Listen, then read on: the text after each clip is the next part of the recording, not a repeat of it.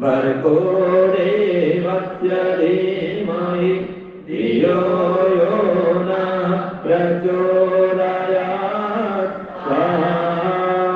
त्र्यम्बकं यजामहे सुगन्धिं पुष्टिवर्धनम् उर्वारुकमिव बन्धनात् मृत्युर्मुक्षीयमामृतात् स्वाहा यजामहे सुगन्धिं पुष्टिवर्धनम् उर्वारुकमिव बन्धनात् मृत्युर्मुक्षीयमामृतात्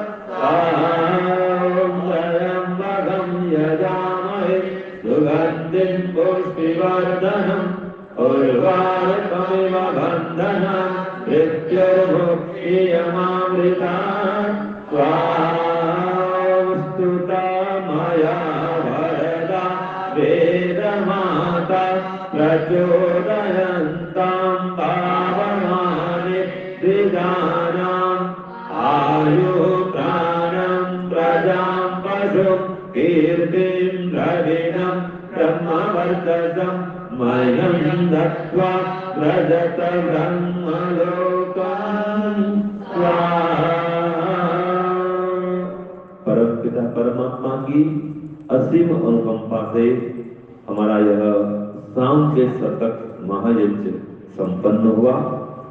देखिए, सामवेद शतक में 80 नंबर का मंत्र है। इस मंत्र में कहा है यज्ञानुष्ठान से स्त्री और संतान प्राप्ति। जिनको संतान नहीं होता है वो यज्ञ के द्वारा संतान प्राप्त कर सकते हैं। कई लोगों का विवाह नहीं होता, तो जिनका विवाह नहीं होता है वो यज्ञ करें तो उनका विवाह हो सकता है। अब क्यों, क्या संबंध है? यज्ञ का विवाह से क्या संबंध है? यज्ञ का पुत्र प्राप्ति से क्या संबंध है? तो यज्ञ करने से शरीर में जो विकार होते हैं वे विकार दूर हो जाते हैं। जिस कारण से या कई कारणों से पति में अथवा पत्नी में कोई दोष होता है, उस दोष का निवारण यज्ञ से हो जाता है। यज्ञ में कई प्रकार की औषधियां होती हैं, तो उन औषधियों से शरीर का शोधन होता है, शरीर के विकार दूर हो जाते हैं। और जिसका विवाह नहीं हो रहा है, कई बहनें होती हैं, बेटियां होती हैं, विवाह नहीं होता है, पति नहीं मिलती है, तो यज्ञ करने से पति मिलता है। वो कैसे मिलेगा?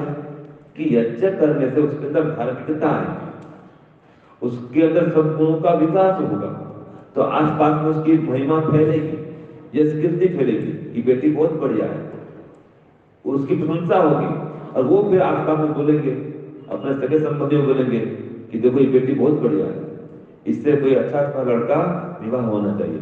तो उसका प्रचार करेंगे, उस बेटी का, उस बहन का, तो उसको अच्छा लड़का मिलेगा। तो यज्ञ करने से यश कीर्ति फैलती है, मान सम्मान बढ़ता है। और वेद मंत्र खुद कहता है कि यज्ञानुष्ठान से स्त्री और संतान प्राप्ति। अब देखिए क्या मंत्र है। ओम जनियन्तो यज्ञवः पुत्रियन्तः सुदानवः सरस्वन्तं हवामहे। इस मंत्र में कहा पुत्रियन्तः सुदानवः कि यज्ञ करने से पुत्र पुत्री की प्राप्ति होती है। सुदानव, दान मिलता है ईश्वर से। क्या मिलता है? पुत्र का दान मिलता है, पुत्री का दान मिलता है। तो ईश्वर की ओर से ही संतान प्राप्त होता है या संतान प्राप्त होती है, बेटी हो चाहे बेटा हो। आप लाख प्रयत्न करें, आप किसी जीवात्मा का आह्वान नहीं कर सकते, कोई जीवात्मा को बुला नहीं सकते, तो परमात्मा ही जीवात्मा को भेजता है। जिसके पास भेजना हो उसके पास ही भेजता है, कर्म के अनुसार भेजता है। तो इसलिए मंत्र कहता है जनियंतो, स्त्री चाहते हुए, और पुत्रियंतः, पुत्री चाहते हुए, सुदानव, यज्ञ आदि परोपकार करने वाले उस परमात्मा से स्त्री पुत्र को प्राप्त करते हैं, दान रूप में प्राप्त करते हैं। और अग्रवः उपासक लोग उस परमात्मा को पुकारते हैं, हवामहे पुकारते हैं, तो हम भी उसको पुकारें। तो इसके भावार्थ में कहा यज्ञादि परोपकार करने वालों को परमात्मा की यज्ञानुष्ठान जनित कृपा से स्त्री पुत्र आदि सब ऐश्वर्य सुख भोग संपत्ति प्राप्त होती है। इससे बड़ा प्रमाण क्या लेंगे? ये सामवेद का 1460 मंत्र है, 1460वां मंत्र, मतलब 1460 नंबर का ही मंत्र है ये। तो प्रमाण दिया कि अगर यज्ञ करते हैं तो आपको धन ऐश्वर्य सुख भोग संपत्ति सब प्राप्त होगी, और संपत्ति मिलेगी, साथ में पुत्र पुत्री भी मिलेगी।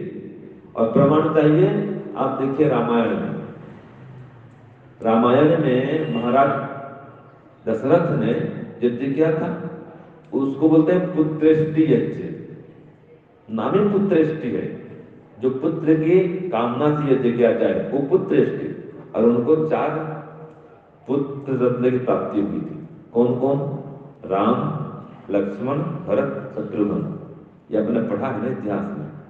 तो देखो यज्ञ करने से पुत्र मिलता है, तो श्रद्धा पूर्वक यज्ञ करने चाहिए। तो इस प्रकार से अगर यज्ञ करेंगे तो आयु भी बढ़ती है और विशेष सुख स्वर्ग मिलता है।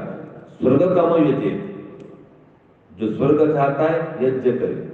पुत्र कामो यज्ञ, पुत्र चाहता है वो भी यज्ञ करे। और ग्राम कामो यज्ञ, जो एमपी एमएलए मंत्री बनना चाहता है, विधायक बनना चाहता है, सरपंच बनना चाहता है, राजा बनना चाहता है, वो भी यज्ञ करे। तो यज्ञ की अपार महिमा है, इसलिए आप लोग श्रद्धा पूर्वक यज्ञ अनुष्ठान जरूर करें। तो परम पिता परमात्मा से प्रार्थना है कि आपके अंदर यज्ञ प्रति श्रद्धा को उत्पन्न करें। आप हर दिन घर में यज्ञ करें, घर में नहीं कर पाते हैं मंदिर में आए और मंदिर में यज्ञ करें, और ईश्वर से विशेष सुख शांति दीर्घायु की प्राप्ति करें। ओम शांति, ओम शांति।